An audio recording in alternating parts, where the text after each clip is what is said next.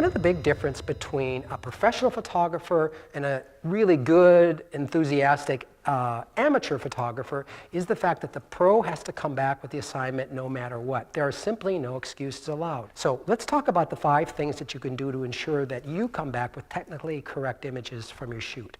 The first thing, and actually the easiest thing, is to simply format the card. The reason we do that is when you stick that card in your reader, you want to make sure there's no errors. And by sort of clearing the deck on the data in that card, you're ensuring you won't get any corruption, old images, bad images, whatever. And you're also going to make sure that the card is actually working in the camera because you're able to format it. So that's simple.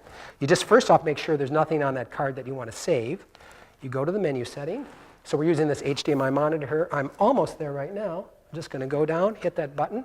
And of course, depending on the camera, your situation will change. So right away, you see there was some old data on here. I'm just going to get rid of that. And I'm just like super paranoid, so I actually do it twice. That's crazy, I know, but it's just me. Okay, cool. So we did the most important thing now. We formatted the card. We're ready to go. We have a clean slate. Let's take some pictures. Good. Big smile. Chin up a bit. Good. Okay, so now we have a few frames on the card. Let's do that first check that you want to do. The first check, of course, is your exposure. The easiest way to do that is just to look on your histogram. The histogram is a little thing that basically looks like a graph, and it tells you if your exposures are correct. By keeping all the data within that little square that you have on the camera back here, you know you're in good shape. This is a great histogram. It's just perfect. So that was our first check. We're in good shape. Let's go on to another option here. So we'll shoot a few more. Chin up just a little bit. Good. Chin this way. Good. Excellent. Now we have a few more things in the can. Let's do the next step. So the pictures here, we're going to check focus.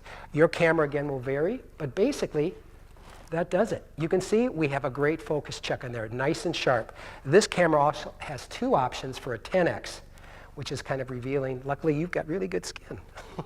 So let's go back to that. We'll take a few more shots. Great, good. Tip the head just a little bit. Now the next thing you want to do, and you can do this as well. We're going to hit the information. We're just look at this real quick. We are shooting with a raw file. And I know this seems crazy. We're like, why didn't you check that at first? Well, I did, but I am paranoid. That's the other thing that photographers do. They want to make sure that their settings stay put. For some reason, something wonky can happen, and it has happened where things change. You just always want to be referring to the back all the time. So although I'm going to tell you 5 things, we're going to do it sequentially, I am constantly checking these things during the shoot to make sure they stayed. So we're on raw, which of course is the way to go if you're professional. So let's shoot a few more frames. Great. Turn your head, we'll look right into the profile. Excellent. Chin up just a little bit. So now, that's great. One more thing that professionals do quite often is we kind of shoot for parts. And by that I mean, we might say, well, hey, this turned out good, but this isn't quite right, or we're doing a head shift, something along those lines. Maybe we got some great shots of, let's say in this shot, we're seeing a nice picture of the watch here. Let's say this was a watch ad.